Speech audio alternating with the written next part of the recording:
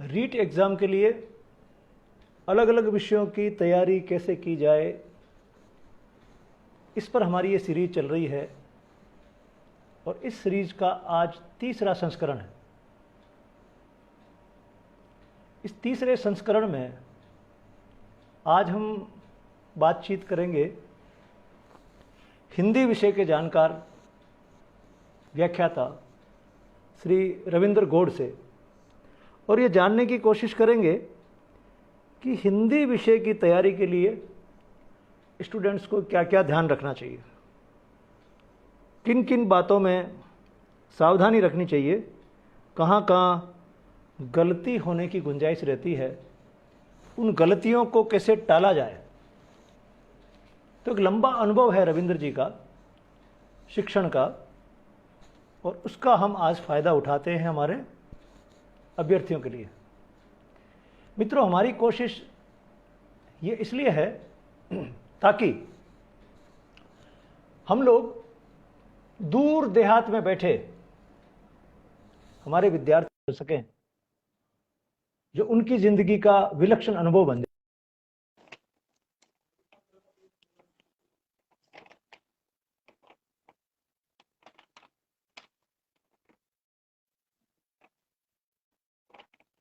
नमस्ते सर, मैं आपकी आवाज को नहीं सुन पा रहा हूँ। अब हाँ, अब आ रही है सर। ऐसे ही आती है, वो थोड़ा कनेक्ट होने में टाइम लगता है, तो अब लगभग वो कनेक्ट हो गई है। जी सर, जी सर। आराम से, है ना।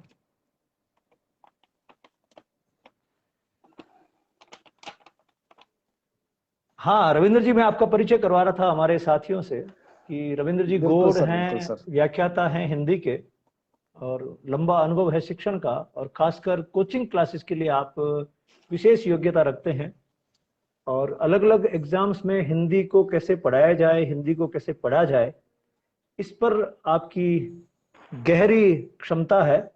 और आज उस क्षमता का उपयोग हम लोग हमारे उन स्टूडेंट्स के लिए करेंगे जो दूर देहात में रहते हैं और जो अभी लॉकडाउन के कारण या किसी अन्य कारण से कोचिंग क्लासेस में जा नहीं पा रहे हैं, और उनको लगता है कि रीट का एग्जाम बिल्कुल सिर पर है और तैयारी में कोई कमी ना रह जाए।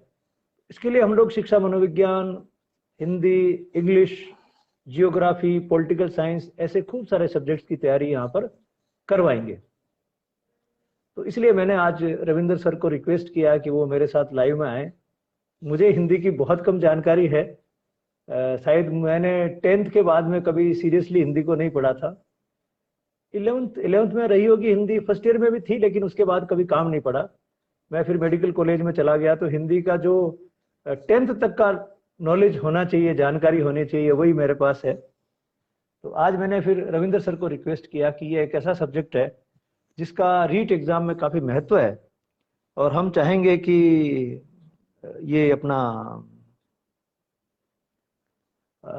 जो जानकारियां हैं वो जानकारियां बटे। अभी हमारे साथी आ रहे हैं, धीरे धीरे उनको आने देते रविंद्र जी, तब तक हम कुछ दूसरी बातें कोई करेंगे। बात नहीं सर। सबसे हाँ। पहले तो मैं आपका आभार प्रकट करूंगा कि आपने इस मंच पर, चूंकि अभिनव चौपाल पिछले काफी समय से मैं देख रहा हूँ, जहाँ किसी न किसी रचनात्मक गतिविधि को लेकर के, चाहे वो राजनीति के रूप में हो, सामाजिक रूप में हो, अपने समाज के लिए या सभी वर्गों के लिए, आप निरंतर जो है वो इस मंच पर जुड़े रहते हैं।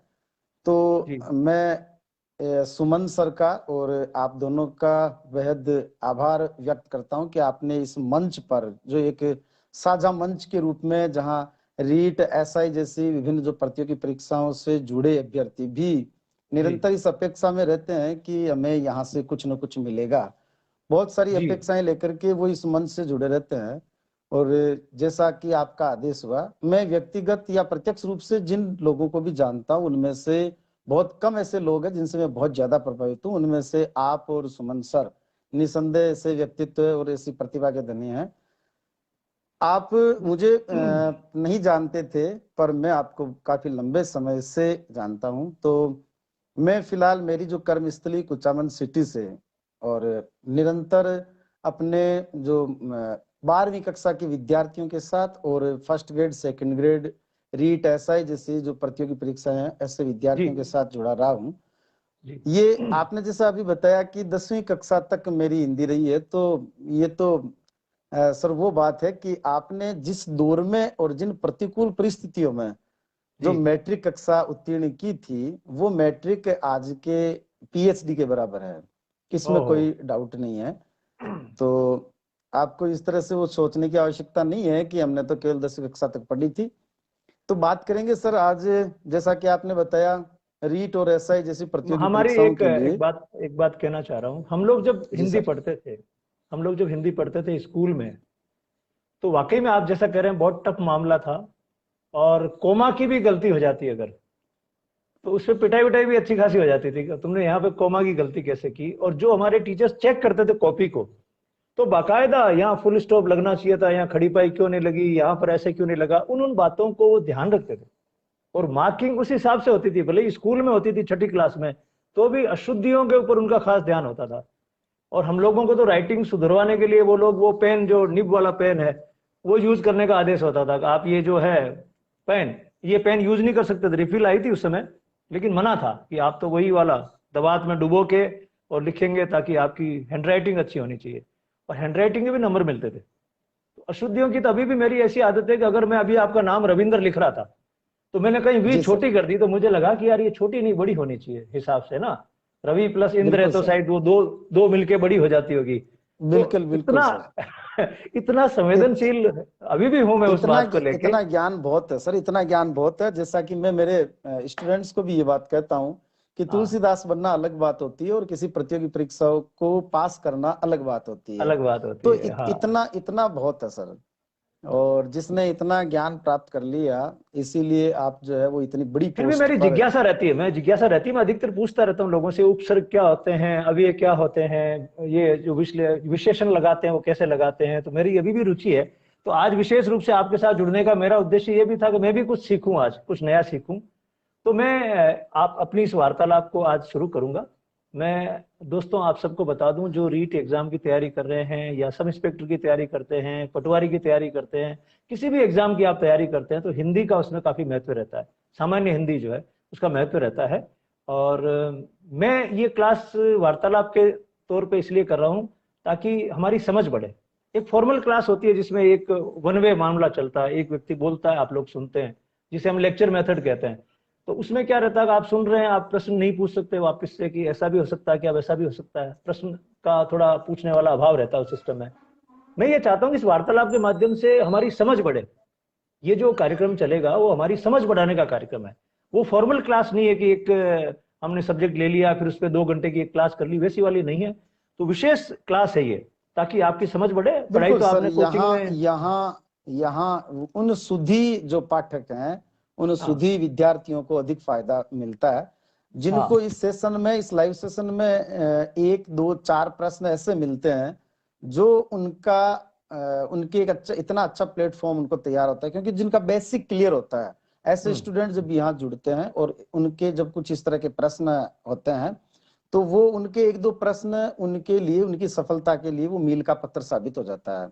जैसा कि आपने अपनी, मैं इससे पहले बता दूं, आपने जो व्यक्तित्व की क्लास, उसमें जो प्रक्षेपी विधि के लिए लेकर के एक कोई टीचर थे, मैं उनका नाम तो मुझे याद नहीं रहा, उन्होंने पूछा था प्रक्षेपी विधि, या किसी और ने पूछा था, आपने समझाया था, और उन्होंने किताब में जैसा लिखा हुआ है ऐसा कुछ कमेंट किया था। तो सर किताब में जो किताब में लिखा हुआ रहता है वो लैंग्वेज कुछ अलग होती है, रटना और समझना इसमें बहुत अंतर होता है।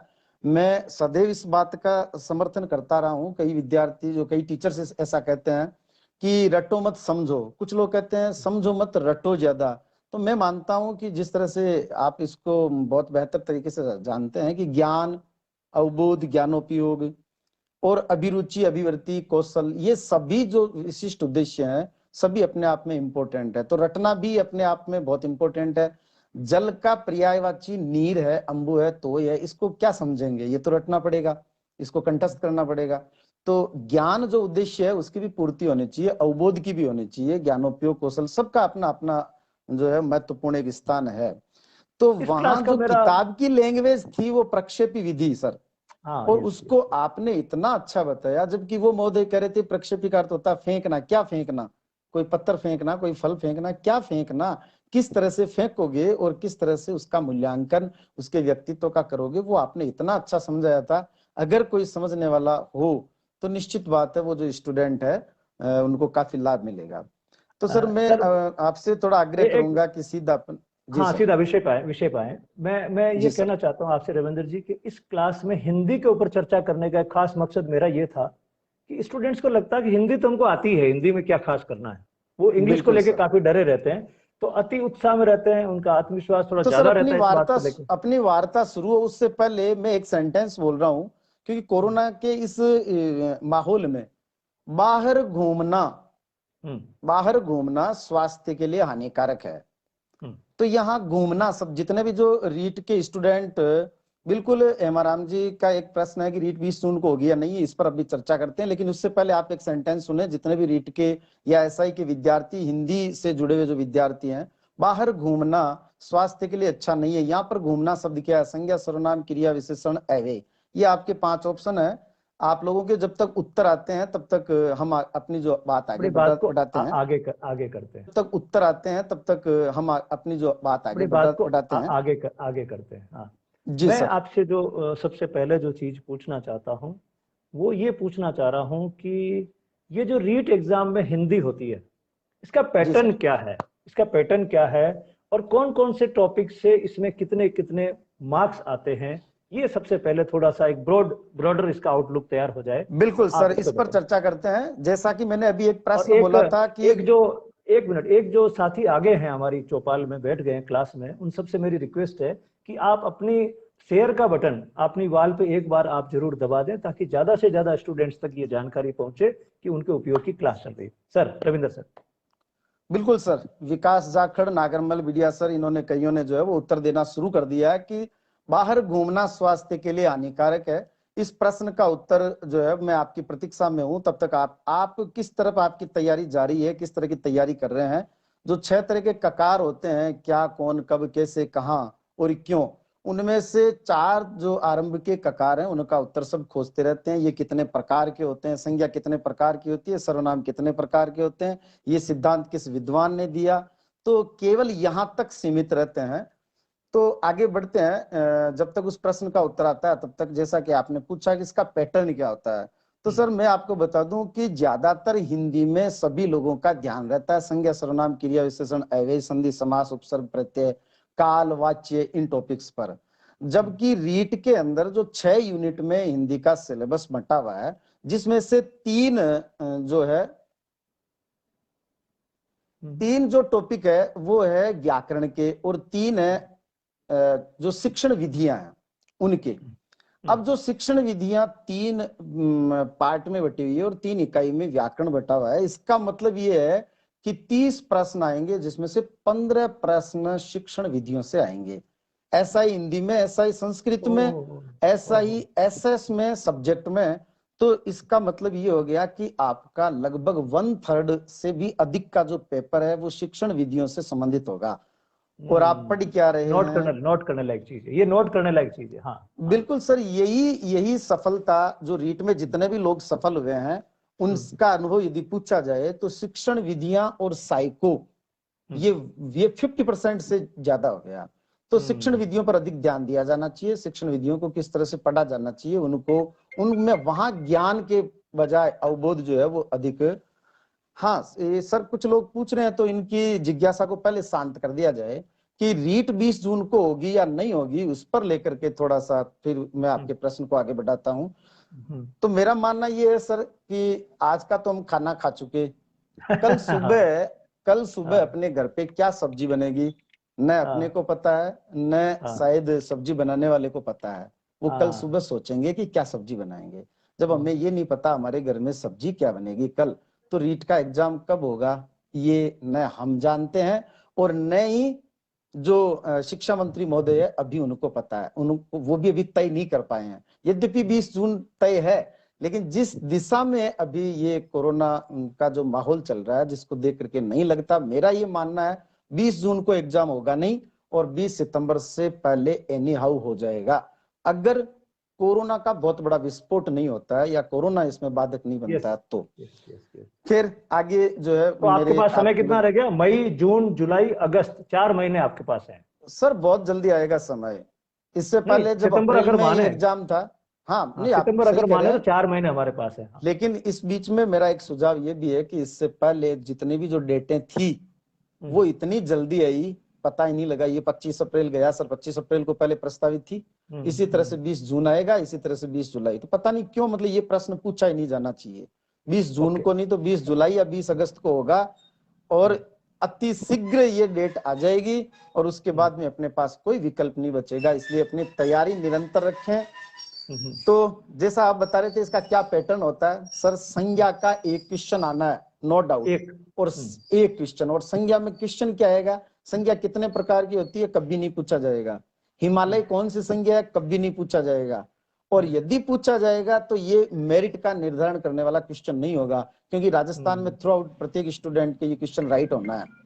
हाँ, और यस। यदि किसी के गलत हो भी गया तो निश्चित हाँ। बात है, वो तो बेचारा किसी चमत्कार की आशा में वहां गया, उसकी कोई तैयारी नहीं है, और वो अपने लिए कोई प्रतिद्वंदी भी नहीं है। तो संज्ञा से संबंधित जो प्रश्न आएगा वो आएगा भाववाचक संज्ञा और विशेषण का अंतर संबंध। आज तक का रिकॉर्ड है, यही प्रश्न आता है, वाह। और इस बार भी वही आएगा। सर्वनाम, सर्वनाम में से एक क्वेश्चन आएगा जहां वह निश्चयवाचक सर्वनाम या अन्य पुरुषवाचक सर्वनाम, इनमें से, या फिर आपके जो 3 प्रकार होते हैं जहां आप 3 तरह से प्रयुक्त होता है, उससे संबंधित प्रश्न। एक प्रश्न आएगा विशेषण, जहां विशेषण से संबंधित जो प्रश्न आता है वो ऐसा आएगा कि निम्न में से कौन से वाक्य में विशेषण का प्रयोग, विशेषण के रूप में ये शब्द प्रयुक्त नहीं हुआ है या फिर हुआ है। तो 4 सेंटेंस होंगे, चारों ही शब्द विशेषण होंगे, लेकिन जब वाक्य में प्रयोग किया जाता है तो कब वो विशेषण है और कब वो जातिवाचक संज्ञा बन गया, इसको समझना आवश्यक होता है। यहीं से मेरिट बनती है। इसी तरह से क्रिया विशेषण का एक क्वेश्चन आना है, काल का एक क्वेश्चन आना है, और काल टॉपिक में से अब तक सर्वाधिक पूछे गए प्रश्नों में से आसन्न भूतकाल का जो वाक्य है वो पूछा जाता है। आसन्न भूतकाल का लगभग जब 100 क्वेश्चन यदि काल टॉपिक में से पूछे जाते हैं तो उसमें से 90 बार आसन्न भूतकाल का प्रश्न पूछा जाता है। इसके बाद में जो है वाक्य के प्रकार, वाक्य के अंग से संबंधित या वाक्य के प्रकार से संबंधित, सरल, संयुक्त या मिश्र, इस तरह का जो है वो एक प्रश्न पूछा जाता है। इसी तरह से संधि में से एक, समास में से एक, उपसर्ग एक, प्रत्यय एक, तत्सम तद्भव में से एक, इस तरह से 15 प्रश्न ये वे और 15 प्रश्न शिक्षण विधियों में से पूछे जाते हैं। तो ये एक ट्रेंड होता है। उम्मीद है कई लोगों को ये बात समझ में आई होगी कि संज्ञा, सर्वनाम, क्रिया विशेषण, अव्यय, इनमें से क्या पढ़ना है।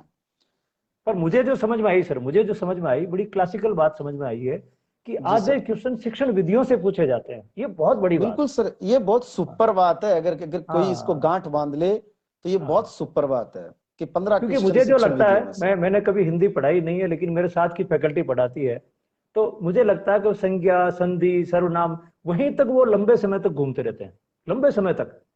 और जी शिक्षण बिल्कुल विधियों को सही कह रहे सोचते हैं। हैं कि शिक्षण विधियों को सोचते हैं भाई लास्ट में 2-4 दिन पढ़ा देंगे। इस चक्कर में शिक्षण विधियों का जो मास्टरी होनी सर चाहिए वो शिक्षण मास्टरी नहीं विधियों हो का मैटर बहुत कम उपलब्ध होता है, लेकिन कुछ स्टूडेंट ऐसे होते हैं कि जिन खोजा तिन पाइया गहरे पानी पेट, तो वो जो खोजी प्रवृत्ति रहती है उनकी, और वो शिक्षण विधियों का मैटर इधर उधर से कहीं ना कहीं से जुटा लेते हैं, और 80% समय वो व्याकरण में देकर के 20% जो शिक्षण विधियों में देते हैं, उनके ज्यादा कुछ हाथ नहीं लगता। जब 50% है तो निश्चित बात है समय भी 50% दिया जाना चाहिए। इसलिए मैंने आपको कहा कि ये जो ओवर कॉन्फिडेंस है हिंदी को लेकर, ये बड़ा खतरनाक साबित होता है। लोगों को लगता है हिंदी तो हमको आती है, इंग्लिश या संस्कृत में ज्यादा जोर लगाएं, या फिर वो ज्योग्राफी पता नहीं क्या क्या पढ़ते रहते हैं ना। लेकिन ये जो काम है, इतना सॉलिड काम है कि अगर ठीक से किया जाए तो लोगों को हिंदी ठीक ठाक वैसी आती है, और शिक्षण विधियां ठीक से कर ले तो हिंदी में अच्छे मार्क्स लाए जा सकते हैं, अगर वो इस चीज को फॉलो करें तो।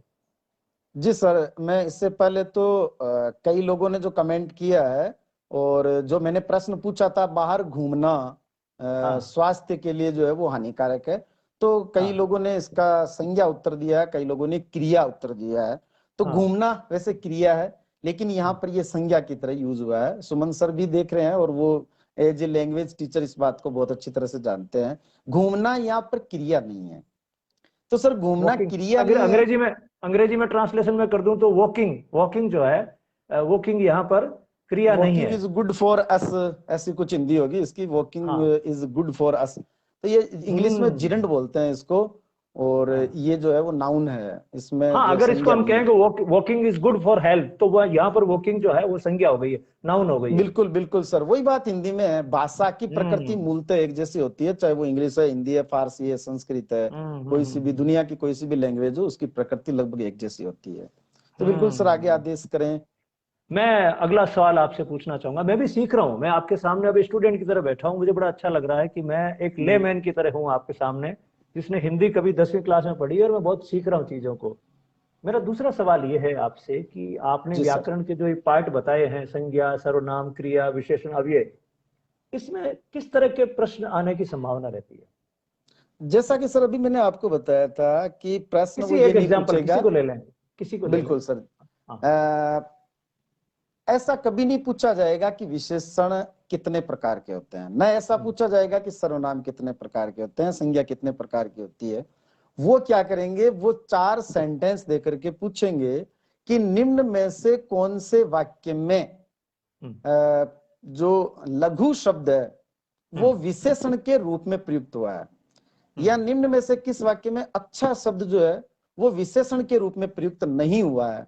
हम्म तो सर अब सब ये जानते हैं कि जो अच्छा शब्द है वो तो विशेषण है, हम्म लेकिन क्या होता है जब कोई शब्द वाक्य में प्रयुक्त होता है तो फिर हम्म वो पद कहलाता है, और जब पद कहलाता है तो उसके बाद में ये निर्धारण होता है कि वो संज्ञा है, सर्वनाम है, क्रिया है, या विशेषण है, या फिर अव्यय है। इसलिए ज्यों ही वो वाक्य देता है उस समय स्टूडेंट्स के कान खड़े हो जाने चाहिए, उस समय उसका जो है वो उसे सोचना चाहिए कि यहाँ पर अब हमें क्या इसको किस भूमिका में ये शब्द आया है। जैसे वह अच्छा लड़का है, तो हम तीसरी चौथी क्लास से पढ़ते आ रहे हैं कि अच्छा जो शब्द है वो विशेषण है, और संज्ञा की विशेषता बताने वाले शब्द को विशेषण कहते हैं, संज्ञा सर्वनाम की। यहाँ पर लड़का शब्द की विशेषता बता रहा है अच्छा शब्द, इसलिए वो विशेषण है। लेकिन जब मैं ये कहूं कि हमें अच्छों के साथ संगति करनी चाहिए, हमें अच्छों की संगति करनी चाहिए, तो यहाँ पर अच्छे किन की, अच्छे मित्रों की, अच्छे व्यक्तियों की, या अच्छे किसानों की, अच्छे सैनिक की, अच्छे लोगों की, किसकी, वो वाक्य में नहीं आया है। इसका मतलब ये विशेषता प्रकट करने के लिए नहीं आया है, ये संज्ञा हो गया। तो इस तरह के वह बहुत अच्छा खिलाड़ी है, वह बहुत अच्छा खिलाड़ी है, ये तो विशेषण हो गया। लेकिन मैं ये कहूं कि वह क्रिकेट बहुत अच्छा खेलता है, ओहो। तो हाँ। पहले वाले वाक्य में तो सर वो बहुत अच्छा खिलाड़ी है या वह बहुत अच्छा व्यक्ति है, लेकिन हाँ। दूसरे वाले वाक्य में वह अच्छा खेलता है। अब जरूरी नहीं है वो खुद अच्छा हो सकता है वो शराब पीता हो सकता है वो बहुत बेईमान हो, लेकिन खेलता अच्छा है। तो ये उस यहाँ पर संज्ञा की विशेषता नहीं बता करके खेलने क्रिया की विशेषता बता रखी है, इसलिए वो क्रिया विशेषण हो गया। और क्रिया विशेषण अव्यय का एक प्रकार है, न कि विशेषण का। तो इस तरह से बच्चे गच्चा खा जाते हैं, पहला ही ऑप्शन राइट कर देते हैं और मन में विचार करते हैं कि ये एक तो मेरे सही हो गया, और ऐसे प्रश्न टेम्पो में गलत हो जाएंगे। कुछ एक लोग जो है अभ्यर्थी उनको ने बता देंगे। एक अभ्यर्थी ने मैसेज किया है, हालांकि जी अपन सर। जो संज्ञा पे, विशेषण पे, क्रिया पे, सर्वनाम पे हमारी आगे की जो क्लासेस होंगी उनमें डिटेल में इन पे भी बात हम डिटेल करते से रहेंगे, करेंगे बात सर इस वहाँ। पे करते रहेंगे। अभी अपन चाह रहे हैं कि एक मोटा मोटा एक प्रारूप बन जाए कि रीट एग्जाम के लिए आप जब हिंदी की तैयारी करें तो क्या सावधानियां आपको रखनी चाहिए, कहाँ पर आपका फोकस होना चाहिए, ये बात हम लोग कर रहे हैं। एक अभ्यर्थी ने मैसेज किया मुझे कि एक बार एक प्रश्न आया था, जी विद्वान सर। सर्वत्र पूजे जाते हैं, विद्वान सर्वत्र पूजे जाते हैं, यहाँ विद्वान शब्द क्या है और क्यों है? जी सर। सर इस बीच में पहले मेरे यहाँ पर एक कमेंट आ रहा है, किसी ने पूछा अच्छा मैं चलता हूँ, इस वाक्य में अच्छा शब्द क्या है? तो इस वाक्य में अच्छा जो वो अव्यय के रूप में है, विस्मयादि बोधक अव्यय है ये, अच्छा मैं चलता हूँ। फिर आपने जैसा पूछा सर, विद्वान सर्वत्र पूजे जाते हैं, यही पूछा। हाँ जी। बिल्कुल यही बात अभी मैंने बताई थी सर आपको भी, कि विद्वान व्यक्ति सर्वत्र पूजे जाते हैं। तो यहाँ पर जो विद्वान शब्द है, कैसा प्रश्न का उत्तर सदैव विशेषण होता है। कैसे व्यक्ति, विद्वान व्यक्ति। तो विद्वान जो शब्द है वो विशेषण के रूप में प्रयुक्त होता है। लेकिन आपने पूछा विद्वान सर्वत्र पूजे जाते हैं, यहाँ व्यक्ति है ही नहीं। विद्वान व्यक्ति, विद्वान अध्यापक, विद्वान बालक, विद्वान लड़का, ऐसा कुछ है ही नहीं आगे। इसका मतलब यहाँ विद्वान शब्द विशेषण नहीं है, क्योंकि कोई विशेषण तब विशेषण है जब वो किसी संज्ञा या सर्वनाम की विशेषता बताते हैं। ये तो तीसरी इसके चौथी साथ क्लास से अटैच, पढ़ते जा रहे हैं। इसके साथ जब अटैच होता हो तब बताता है। अटैच होता हो, जैसे मैं यदि ये कहूँ काला कमीज, तो काला के साथ विशेषण का स्वतंत्र कोई अस्तित्व नहीं होता है। काला के साथ कमीज, काला के साथ कपड़ा जरूर बोलना पड़ेगा। मैं आपसे ये नहीं कह सकता एक काला लाओ, नहीं कह सकते, हाँ। क्योंकि विशेषण का स्वतंत्र अस्तित्व नहीं है। लेकिन यदि कोई विशेषण अपने मूल उस रूप में आया है और वो उसके साथ किसी संज्ञा की विशेषता नहीं बता रहा है, तो फिर वो विशेषण भी नहीं है। जैसे अक्सर मैं एक उदाहरण देता हूं, काले हैं तो क्या हुआ, एक गाना भी है, काले हैं तो क्या हुआ, काले दिल वाले हैं, दिल वाले हैं, हाँ। तो काले काले क्या, काले लड़के, काले लोग, काले कपड़े, इस तरह से कुछ नहीं आया है। इसका मतलब यहाँ काले शब्द विशेषण नहीं है, वो संज्ञा है। ठीक उसी तरह से विद्वान सर्वत्र पूजे जाते हैं, यहाँ पर विद्वान संज्ञा है, नाउन है। अगर वो ऐसा होता कि विद्वान व्यक्ति सर्वत्र पूजे जाते हैं तो विद्वान व्यक्ति संज्ञा की विशेषता बताने के कारण से विशेषण हो जाता है। मुझे आप हिंदी सिखा दोगे ये लग रहा है मुझे ऐसा। अब सर जितना मेरे से हो सकेगा, जितना हो सकेगा उतना तो ये जो रंग होता है, जैसे हम रंग, जैसे एक रंग होता है लाल, काला, नीला, ये रंग क्या चीज होती है? ये विशेषण होता है या संज्ञा होती है, क्या होता है? लाल जो शब्द है, लाल, काला, पीला, नीला, अगर सीधा पूछ लिया जाए तो विशेषण है, मूलतः ये विशेषण है। लेकिन जब ये किसी वाक्य में प्रयुक्त होंगे तो फिर देखना पड़ेगा सर वो विशेषण के रूप में प्रयुक्त हो रहा है या संज्ञा के रूप में। अब अगला मेरा सवाल आपसे यह है कि भाववाचक जो संज्ञा होती है, जैसे आपने कहा कि संज्ञा में ज्यादातर लोग भाववाचक संज्ञा के बारे में सवाल पूछते हैं एग्जाम में, है ना? जी बिल्कुल सर। भाववाचक संज्ञा शब्दों तथा विशेषण शब्दों में अंतर किस तरह से किया जाता है? और बहुत थोड़ा सा आगे और मेरा सवाल है, सवाल और भी है कि सरल और सहज मार्ग जिससे हम इनसे झट से अंतर कर सकें, यानी भाववाचक संज्ञा में शब्दों और विशेषण शब्दों का कैसे अंतर कर सकते हैं? जी बिल्कुल सर। सर कई लोग हालांकि कमेंट कर रहे हैं, तो इनके कमेंट्स भी हम लेंगे। आप देखते रहो आराम से, जो अगर आपको लगे कि अप्रोप्रिएट है इस समय उन पे भी बात होनी चाहिए, कोई बात नहीं, कोई बात नहीं, आप करते रहेंगे भले। हाँ सर, जैसा कि अभी आपने पूछा कि भाववाचक संज्ञा और विशेषण में अंतर। सर हिंदी में 36 लाख शब्द हैं, हम कितने शब्दों को रटेंगे कि ये भाववाचक है, ये विशेषण है। इसलिए कुछ लोग 3-3 साल से तैयारी करते हैं, बेचारे सेलेक्ट नहीं हो पाते, और कुछ लोग मात्र 3 माह की तैयारी में योजनाबद्ध तरीके से सीट निकाल लेते हैं। उसका कारण क्या है? वो मेथड हटाना। जैसा मैंने अभी आपको बताया 36 लाख शब्दों में से किन किन को रटेंगे, तो उसके लिए एक तरीका होता है।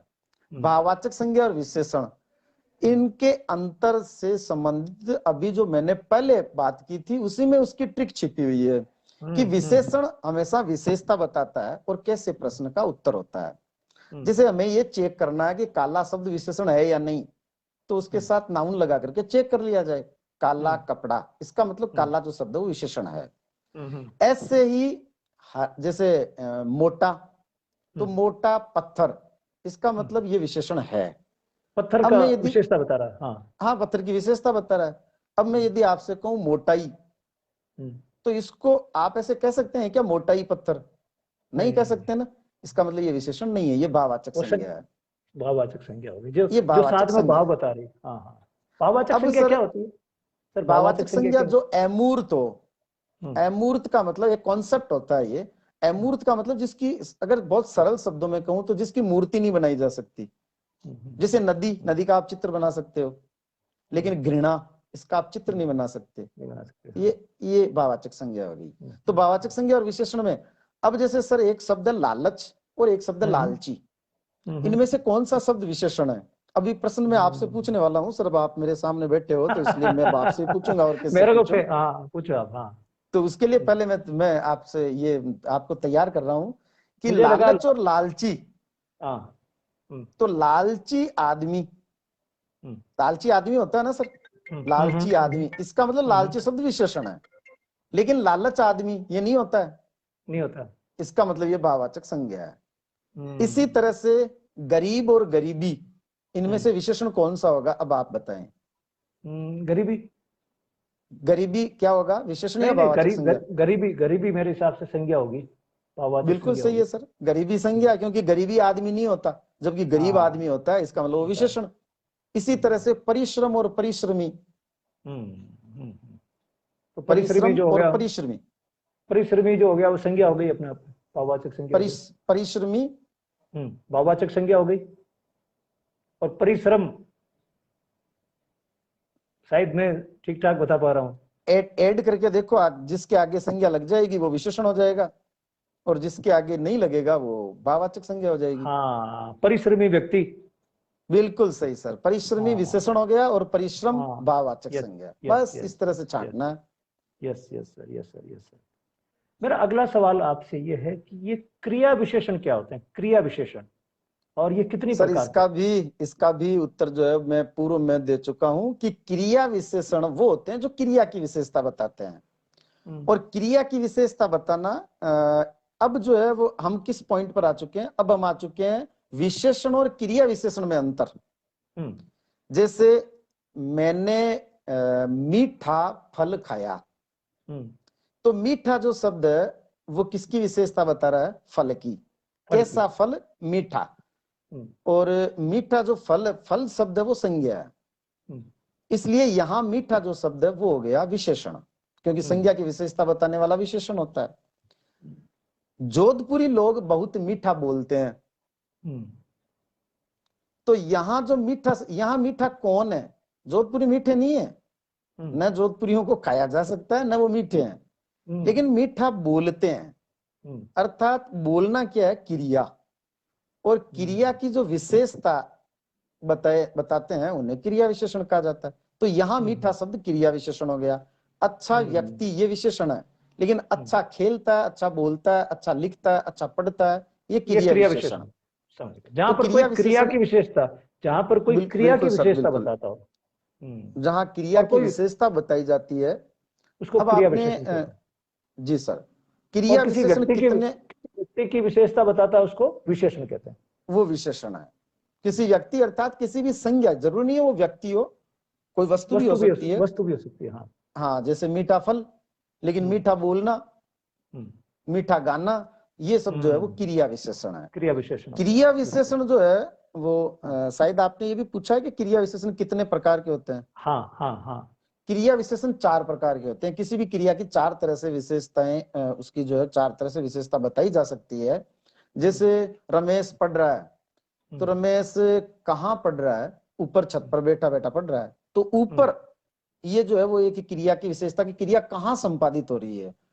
दूसरी बात, वो कब पढ़ता है, कि सुबह पढ़ता है, दोपहर को भी पढ़ता है और शाम को भी पढ़ता है, तो ये उसका समय बताना हो गया। रमेश कितना पढ़ता है, कि साहब बहुत पढ़ता है वो, तो ये इसका परिमाण बताना, इसकी मात्रा बताना कि वो बहुत पढ़ता है। कैसे किसके साथ पढ़ता पढ़ता है, किसके साथ पढ़ता है? जी नहीं, किसके साथ पढ़ना ये क्रिया की विशेषता नहीं है, किसी के साथ पढ़ना ये उस व्यक्ति की विशेषता है। और चौथा ये है कि क्रिया जो है वो कैसे संपादित हो रही है, जैसे वो कैसे पढ़ता है, धीरे धीरे पढ़ता है या तेज पढ़ता है, बोल के पढ़ता है, बोल करके पढ़ता है, जोर जोर से पढ़ता है। तो ये 4 तरह से, इसको एक इस तरह से याद किया जा सकता है। क्री कास्था परी, कौन सी परी, कास्था परी। का अर्थ है कालवाचक, स्था का अर्थ है स्थानवाचक, पै का अर्थ है परिमाणवाचक, री का अर्थ है रीतिवाचक। कालवाचक, काल का मतलब है समय, किसी क्रिया का समय बताना, जैसे सुबह, शाम, दोपहर, परसों, आज, कल।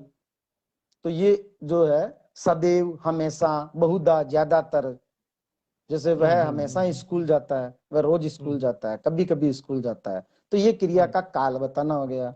फिर स्था का अर्थ है स्थानवाचक, स्थानवाचक से संबंधित जिसका स्थान बताया जाता है, ऊपर, नीचे, बाहर, भीतर, इधर उधर, दाएं बाएं, वह बाएं अजमेर में, बैठा है, जोधपुर में, अजमेर में, जोधपुर हाँ। में, हाँ। तो इस तरह से स्थान को बताना वो स्थानवाचक क्रिया विशेषण है। पै का अर्थ है परिमाणवाचक, क्रिया कास्था परि में से जो पै का अर्थ है वो परिमाणवाचक, किसी क्रिया की मात्रा बताना, वह खूब पढ़ता है, वह थोड़ा पढ़ता है, वह थोड़ा खाता है। तो थोड़ा, ज्यादा, कम, बहुत, इस तरह के जो शब्द होते हैं वो परिमाणवाचक। और रीतिवाचक, रीतिवाचक में स्टाइल बताना, कार्य करने का जो ढंग या स्टाइल, तरीका बताना, वह धीरे धीरे पढ़ता है, वह अच्छा लिखता है, वह अच्छा खेलता है, मीठा बोलता है, तो अच्छा, मीठा, धीरे धीरे, तेज, मंद, इस तरह के जो शब्द होते हैं वो रीतिवाचक, ये होते हैं क्रिया विशेषण। सर मेरे साथ जो अभी स्टूडेंट जुड़ गए हैं, खासकर जो स्टूडेंट हैं या ऐसे लोग जुड़ गए हैं जिनके घर में कोई न कोई रीट की या अन्य परीक्षाओं की तैयारी कर रहे हैं, तो उनसे मेरा निवेदन रहेगा कि आप इस कार्यक्रम को, अगर अभी तक आपने शेयर नहीं किया, मैं बार बार शेयर करने का नहीं कहता, नहीं किया तो एक बार अपनी वॉल पे शेयर कर दें, ताकि आपकी लिस्ट में से जुड़े हुए लोगों को इसका लाभ मिलेगा। और मैं ये भी बता दूं कि ये जो कार्यक्रम है ये यहाँ पे रिकॉर्डेड रहेगा, तो बाद में भी आप जाके इसको आराम से तसल्ली से फिर समझ सकते हैं। ऐसा नहीं कभी ये कार्यक्रम इसके साथ समाप्त हो जाएगा, ये रिकॉर्डेड रहेगा मेरी वॉल पे, और वहां से आप इसको लेकर समझ सकते हैं, दूसरे स्टूडेंट्स के साथ शेयर कर सकते हैं, वो कोई दिक्कत नहीं है। हमारा एक ही पर्पज है, हम ये चाहते हैं कि ज्यादा से ज्यादा स्टूडेंट्स तक ऐसी चीजें पहुंचे जिनसे उनकी समझ विषय के बारे में बढ़े।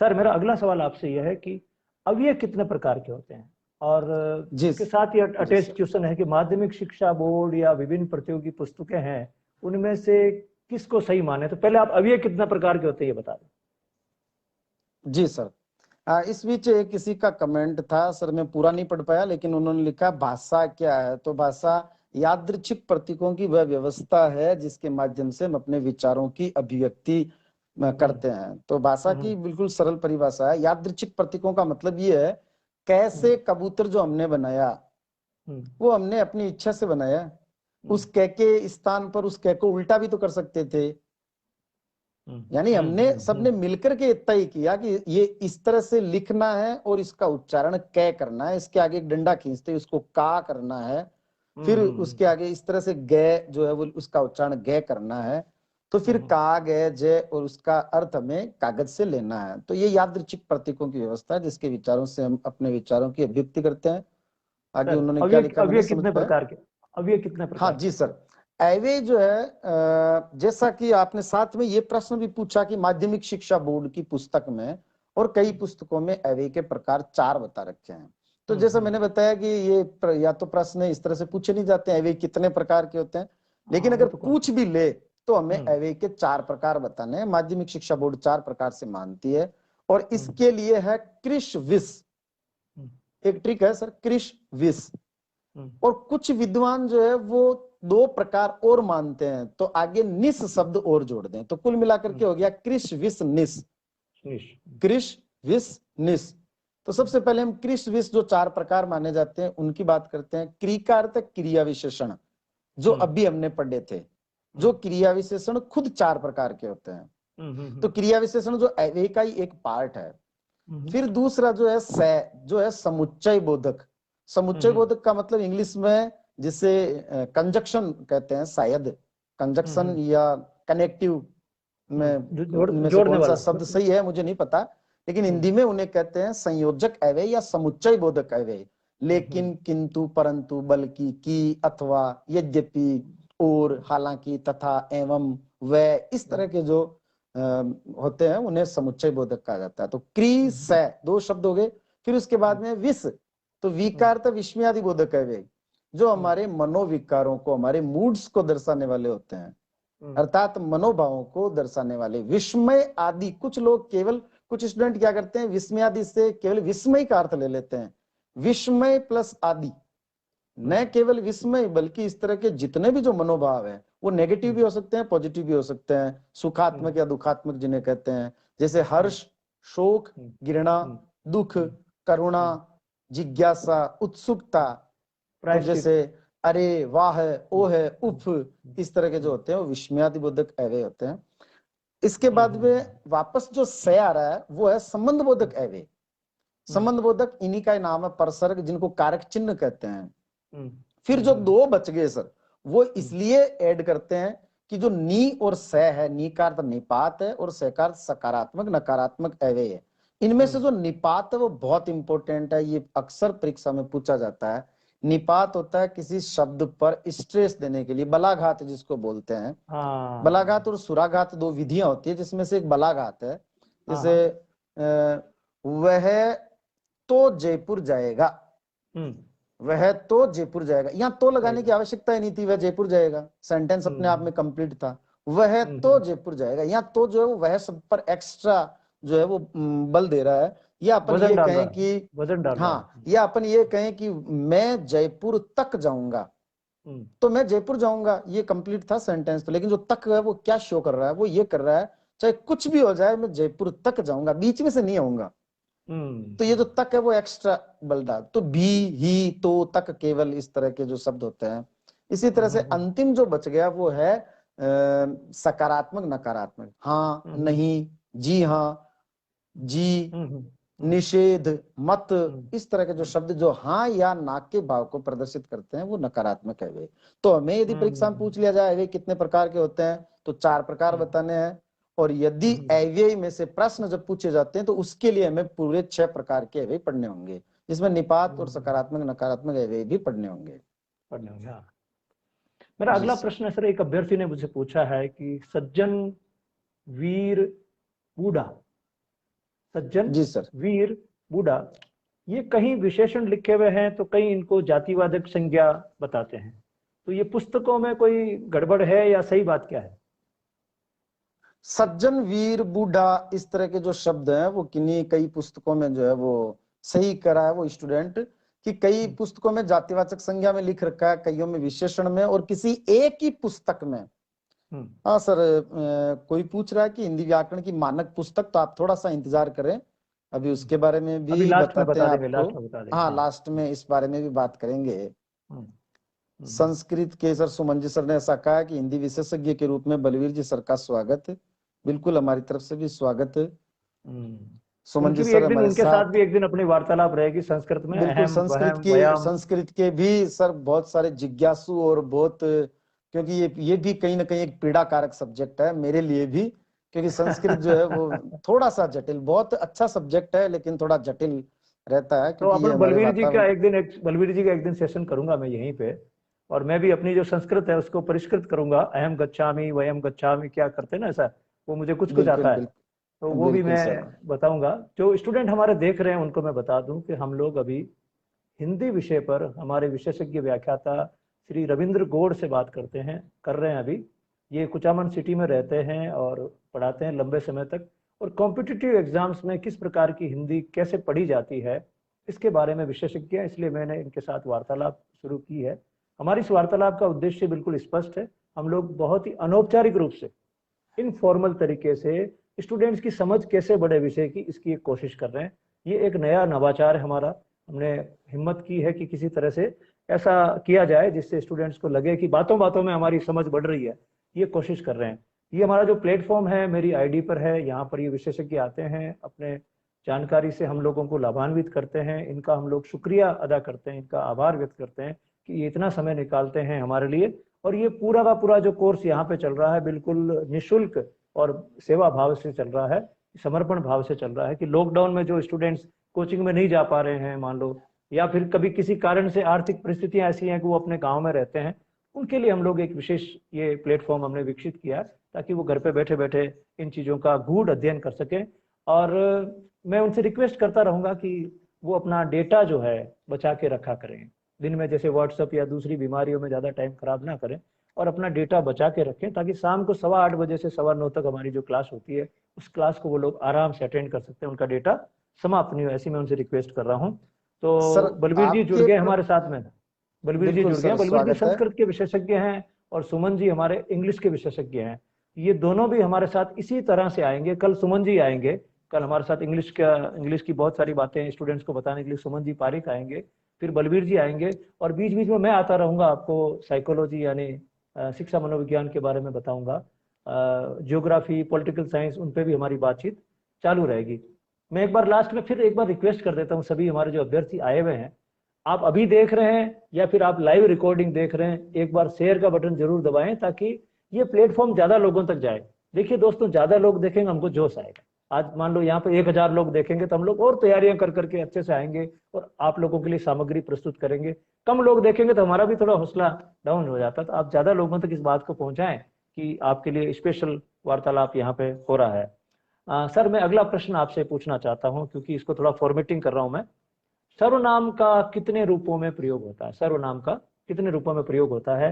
कुछ उदाहरण आप दे दें उसके साथ में तो अच्छा रहेगा। सर सर्वनाम। थोड़ा सा प्रश्न मुझे लग रहा है कि थोड़ा अस्पष्ट है, सर्वनाम का कितने रूपों में प्रयोग होता है? हाँ जिन्होंने भी ये क्वेश्चन पूछा आप है वो सर्वनाम का, थोड़ा सा सॉरी आप सर्वनाम का, आप बिल्कुल सर्वनाम का, बिल्कुल सर। आप सर्वनाम का, मुझे पढ़ने में भूल हो गई। हाँ, आप हाँ सर्वनाम सर, का मैं कितने रूपों में प्रयोग होता है?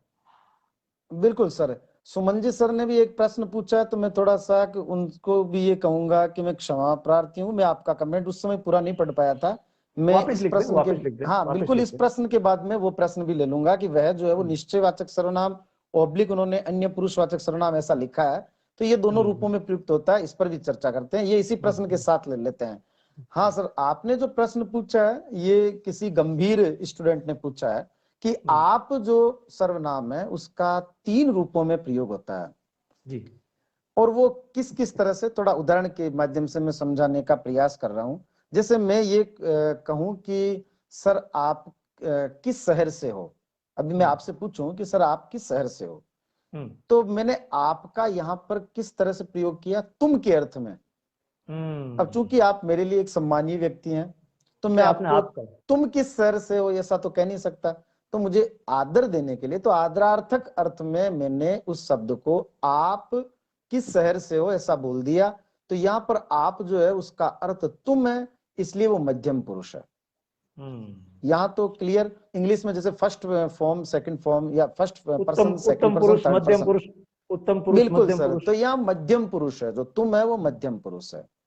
दूसरा जो है वो आप है, उसका अर्थ स्वयं के लिए भी होता है। जैसे एक सेंटेंस है ना, मैं अपने आप खा लूंगा, मैं अपने आप खा लूंगा, बच्चे कहते हैं कई बार अपनी माँ को कि मैं अपने आप ही खा लूंगा। तो अपने आप जो शब्द है, इसके स्थान पर कई जगह इस तरह का भी ट्रेंड है, कई लोग ऐसे भी बोलते हैं मैं आप ही खा लूंगा, मैं आप ही खा लूंगा, मैं आप ही पढ़ लूंगा, अपना हाथ जगन्नाथ, आप भले तो जग भला। तो यहां आपका अर्थ क्या है, स्वयं, मैं आप ही खा लूंगा, तो यहाँ आपका अर्थ तुम थोड़ी है, यहाँ आपके स्थान पर यदि तुम रख दिया जाए तो सेंटेंस गलत हो जाएगा, जबकि पहले वाले सेंटेंस में आपके स्थान पर तुम रखने पर वाक्य सही था कि तुम किस शहर से हो। Yes sir. तो वहां तो मध्यम पुरुष था, लेकिन यहाँ निजवाचक सर्वनाम हो गया कि वह, सॉरी, मैं आप ही पढ़ लूंगा, मैं आप ही खा लूंगा, तो यहाँ आपका अर्थ हो गया स्वयं। अब तीसरा जो है वो बड़ा इंटरेस्टिंग है और उसी से संबंधित प्रश्न आता है, वही गलत होता है सर। तीसरा जो आप है वो अन्य पुरुषवाचक के रूप में प्रयुक्त होता है जब उसका अर्थ निकले वह। तो आपका अर्थ वह कब निकलता है, तो आपका अर्थ वह तब निकलता है, इसके लिए हम देखें 12वीं क्लास में या बीए में जब हिंदी के हम किसी कवि या लेखक के बारे में पढ़ रहे होते हैं, उस समय यह लिखा हुआ रहता है, जैसे सच्चिदानंद हीरानंद वात्स्यायन अज्ञे या आचार्य प्रसाद द्विवेदी, आपका जन्म 1907 में हुआ। तो आपका जन्म 1907 में, अब सर मैं आपको कहूं कि क्यों तो अपन कह रहे हैं तो उनका जन्म, इसका मतलब कह रहे हैं उनका जन्म हुआ है ना। हाँ। उनका जन्म, और उन जो शब्द है वो वह या वे के स्थान पर प्रयुक्त होता है। इसके लिए क्या करता है वो, अक्सर 2 सेंटेंस देता है एग्जामिनर। जैसे पंडित जवाहरलाल नेहरू एक ईमानदार व्यक्ति थे, आप देश के प्रथम प्रधानमंत्री थे। तो आप तो, आपका मतलब यहाँ तुम थोड़ी है कि तुम देश के प्रथम प्रधानमंत्री थे, ये तो गलत हो गया सेंटेंस। यहाँ आपके स्थान पर क्या रखेंगे, वह देश के प्रथम प्रधानमंत्री थे। तो यहाँ तो ऐसा क्यों आपका करते हैं, ऐसा क्यों करते हैं? कैसे? ये जैसे लिखा भाई, मैंने लिखा जवाहरलाल नेहरू प्रथम प्रधानमंत्री थे, आप हिंदी के बड़े ज्ञाता थे, है ना, ये यहाँ पर फिर आपकी फॉर्म में चेंज करके लिखने से क्या थोड़ा सुंदर बन जाता वाक्य? केवल आदर देने के लिए, आदर देने के लिए। अच्छा, केवल आदर देने के लिए, ये आदरार्थक वाक्य है। जैसे महात्मा गांधी अपने समय के बहुत अच्छे व्यक्ति थे। अब सर थे तो बहुवचन में प्रयुक्त होता है, था आना चाहिए नहीं यहाँ पर तो व्याकरण की दृष्टि से, लेकिन थे क्यों लगाया हमने, आदर देने के लिए। मेरे दादाजी एक अच्छे व्यक्ति थे। हाँ हाँ हाँ हाँ। तो ये इस तरह से आप जो है वो 3 फॉर्म में यूज होता है यहाँ पर। जी सर। हाँ सर, वो थोड़ा सुमन जी सर वाला ले लूं मैं। तो 1 मिनट, एक हमारे साथी लिख रहे हैं, आज मजा आ गया गुरु। एक ने लिखा है, सेंटेंस लिखा है, आज मजा आ गया गुरु। मैं मेरे विद्यार्थियों से अनुरोध करना चाहता हूं कि आप गुरु जिस रूप में प्रयोग, वो आदर सूचक शब्द नहीं है, तो कभी भी किसी को ऐसे वाह गुरु, छागे गुरु, इस तरह की बात आपके साथ का कोई लोग हो उनके लिए कर सकते हैं, लेकिन जो आपसे सीनियर्स हैं उनके लिए गुरु शब्द का प्रयोग ना करें, बेइज्जती ना किया करें। गुरु जी बोल सकते हैं आप, गुरु जी बोलना चाहिए। गुरु शब्द बड़ा अपमानित करने जैसा शब्द लगता है। जैसे वो नेता हो गया ना शब्द आजकल, और नेता, तो इसका मतलब ये हो गया कि वो कोई फर्जी टाइप का आदमी है, कोई बात कोई नहीं ठीक सर, ये इन स्टूडेंट्स की भावनाएं हैं है। और लेकिन मैं इनको चाहता भी हूँ सीखें भाई, सीखने का समय है, हम बिल्कुल आप चाहते सही हैं, कह रहे हैं सर, हम बिल्कुल सीखने का सही समय कह है, रहे इसमें हैं। क्या वो बुरी बात नहीं हो सकता। उनको उनकी आदत हो तो आगे के लिए वो इसको चेंज करें। मेरा सुमन जी का क्या प्रश्न था? हाँ, वो सुमन जी ये का प्रश्न। प्रश्न पूछ रहे थे कि वह जो शब्द है वो निश्चयवाचक सर्वनाम कब होता है और अन्य पुरुषवाचक सर्वनाम कब होता है। तो सर पुरुष का जो शाब्दिक अर्थ है वो लिया जाता है कर्ता से। जब कोई सर्वनाम कार्य करे, जैसे वह खाना खा रहा है, तो यहाँ पर जो वह शब्द है वो क्रिया कर रहा है। तो ये जो क्रिया कर रहा है तो ये अन्य पुरुषवाचक सर्वनाम है। तो या तो कोई सर्वनाम जब क्रिया करे या कोई विशेषण उसकी विशेषता बताए, जैसे वह ईमानदार है, तो ईमानदार शब्द जो है वो वह की विशेषता बता रहा है। तो इन दो कंडीशन में तो वो पुरुषवाचक सर्वनाम है। यहाँ विशेषण मुझे लग रहा है नाम के आगे जा रहा है ना अधिकतर, हाँ, कोई जैसे दिक्कत काला नहीं, है। जा सकता है सर, जा सकता है। अच्छा, उससे विधेय विशेषण कहते हैं। जब विशेषण पहले आता है तो वो उद्देश्य विशेषण, जब बाद में आता है तो विधेय विशेषण होता है। ओके। तो ये विशेषण का एक अलग फॉर्मेट है। और जब कोई सर्वनाम न तो क्रिया करे न कोई विशेषण उसकी विशेषता बताए, ऐसी स्थिति में वो निश्चयवाचक सर्वनाम होता है। इसका अर्थ ये है कि वहां पर जो वह शब्द आ रहा है या यह शब्द आ रहा है वो किसी संज्ञा की निकटता या दूर होने का बोध करवाना चाहता है, और यही काम होता है निश्चयवाचक सर्वनाम का। जैसे वह अध्यापक है, वह पेड़ है, वह गाय है, वह लड़का है। यहाँ न तो क्रिया हो रही है और न जो है वो कोई विशेषण उसकी विशेषता बता रहा है। तो यहाँ पर जो है वो निश्चयवाचक सर्वनाम है। मेरा आखिरी सवाल आज आपसे इस वार्तालाप में जी यह है सर, कि जी सर। विशेषण की अवस्थाओं में, जब हम विशेषण की अलग अलग अवस्थाओं में बताते हैं किसी चीज के बारे में, तो हम ये कहते हैं, कभी बोल देते हैं सुंदरतम और कभी बोलते हैं सबसे सुंदर, कभी बोल जी देते हैं सर। लघुतम, कभी बोलते हैं सबसे लघु। ऐसा कैसे बोलते हैं, क्यों बोलते हैं? हाँ, इसके लिए थोड़ा सा इंग्लिश का सहारा लेते हैं।